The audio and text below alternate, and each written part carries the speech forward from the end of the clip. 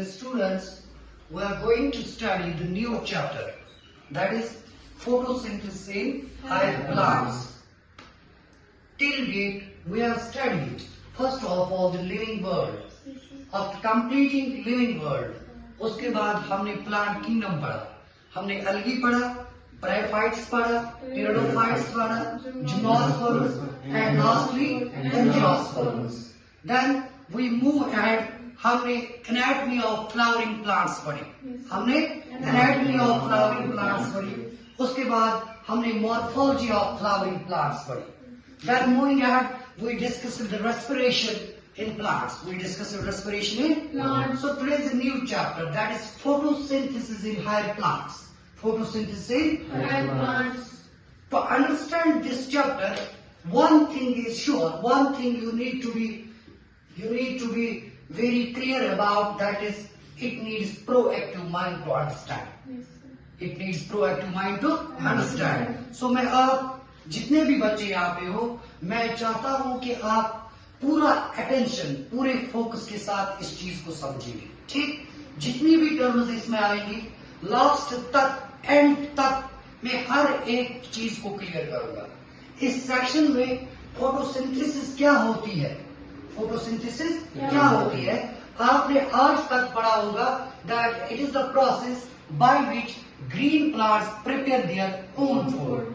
It's okay, 10th class की level तक ये डेफिनेशन ठीक है, लेकिन आज हम डिस्कस करने वाले हैं 3 इंपॉर्टेंट क्वेश्चंस. 3 important question. अगर मैं इस चैप्टर का ओवरव्यू बताऊं आपको फोटोसिंथेसिस पढ़नी है.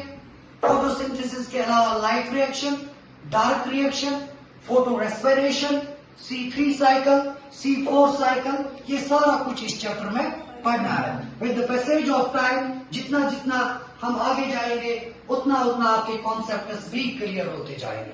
ठीक, so without wasting much and more precious time of yours, we will start directly with photosynthesis. पहला क्वेश्चन हमारा ये बनता है इसमें, that what is photosynthesis.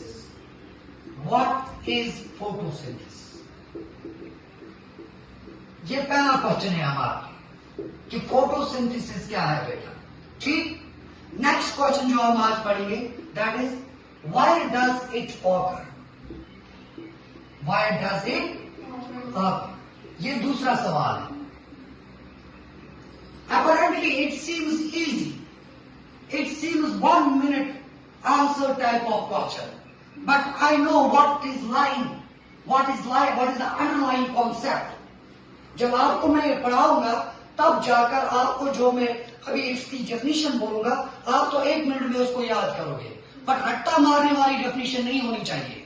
Concept होना चाहिए जिस चीज के ऊपर आप फिर किसी चीज को डिफाइन करते हो. जब कॉन्सेप्ट पता होगा तब जाकर आप किसी चीज को डिफाइन करते हो. ठीक, so first we will discuss what is photosynthesis. Next we will discuss why does it occur, ये होती कहां पे है.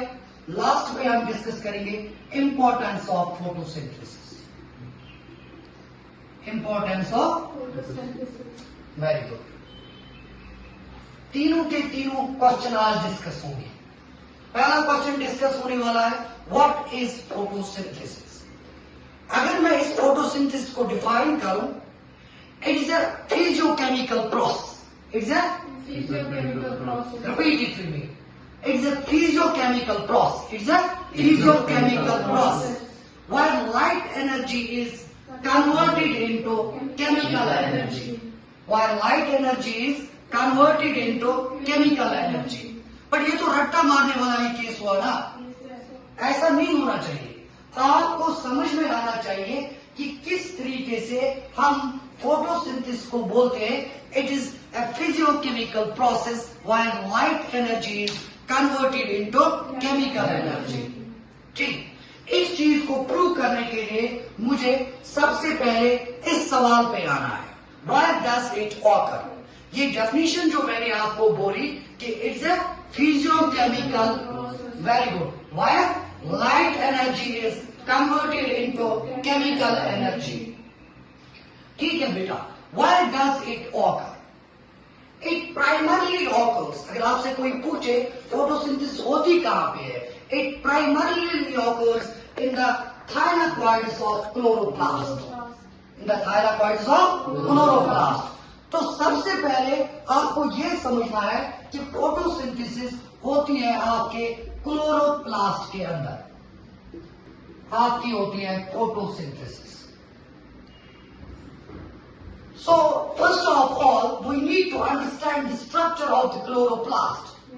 क्योंकि आपका बड़ा कॉन्सेप्ट यही है, जब आप उस चीज को समझोगे जहां पे फोटोसिंथेसिस हो रही है, तब जाकर जो मैंने इसकी डेफिनेशन बोली वो रट्टा नहीं होना चाहिए. तब जाकर आपको समझ में आएगा कि सर ने क्यों बोला कि it's a physiochemical process where light energy is converted into chemical energy.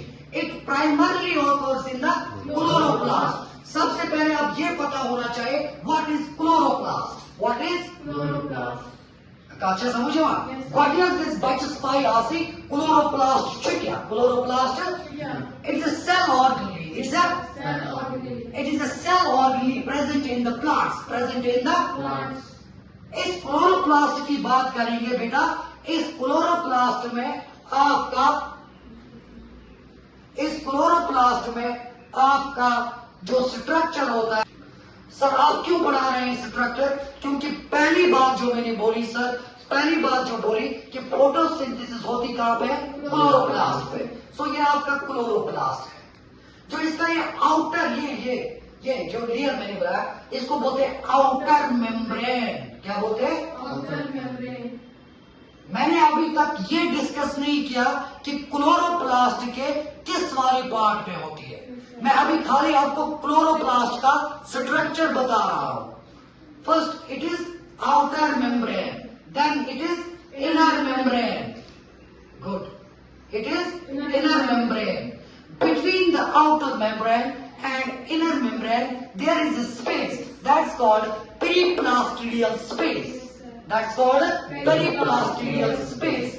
Outer membrane और inner membrane के दरमियान जो स्पेस है इसको बोलते हैं periplastidial space.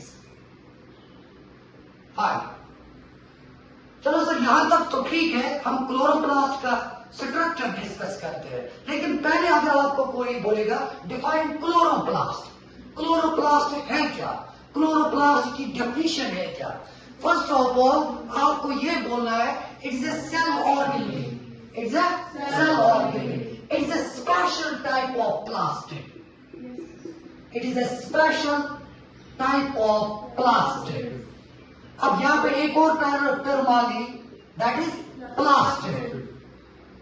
मैंने बोला chloroplast is a special type of plastic wire photosynthesis occurs, जहां पे फोटोसिंथेसिस हो रही है.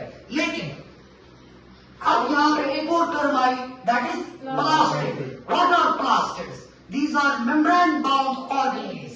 These are membrane bound organelles. There are different types of plastics. For example, chloroplast. Chloroplast. Number next, chromoplast.